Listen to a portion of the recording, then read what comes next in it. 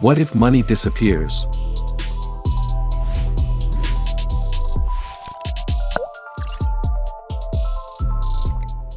Until recently, the idea of doing without bills and coins seemed like science fiction. But today, it's a reality.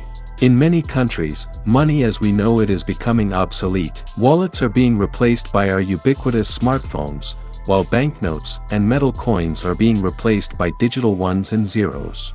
In Sweden, for example, 93% of transactions are made through direct transfers using a mobile phone app. But it's not only the prosperous and technologically savvy Swedes who make do more and more without old-fashioned money. China, Kenya, Tanzania, Bangladesh, and India have also made huge strides in the use of electronic payments through mobile phones. Increasingly, the use of cash is becoming an anachronism. Relying on bits of colored paper as a means of payment doesn't feel very 21st century.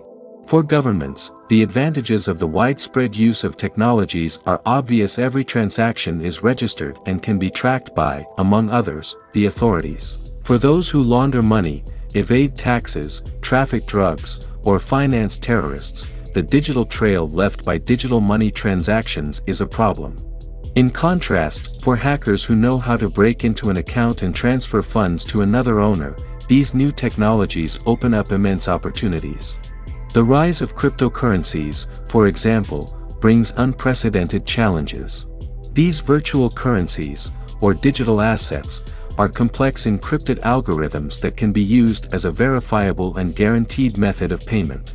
The most transformative feature of these currencies is that governments and central banks have nothing to do with them. Another important feature is that cryptocurrency transactions can be done anonymously.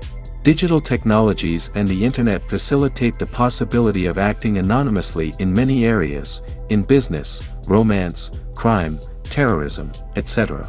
Thus, at the same time that some new technologies hinder anonymity, others are deliberately designed to ensure it. Naturally, governments don't like cryptocurrencies. Cryptocurrencies are developed by a community of libertarian programmers hostile to government control. Governments are right to be alarmed, simply because the destabilizing potential of cryptocurrencies platforms is unlimited. For a drug trafficker, transporting $10 million in bills through customs at an airport is as logistically dicey as it is legally risky. But with cryptocurrencies, anyone can transfer any sum, at any time, and to any destination instantly, without cumbersome briefcases full of paper money, and without risking the identity of the participants. Governments are quickly learning the unprecedented challenges posed by new technologies. The great advantage that the authorities still have is that they control the so-called off-ramp from the crypto highway. Since the number of businesses that accept payments in cryptocurrencies is still relatively small, it is often necessary to trade them for one of the traditional currencies still issued by governments. This gives the authority the possibility of controlling that exit ramp, and this is, of course, a critical lever that governments have.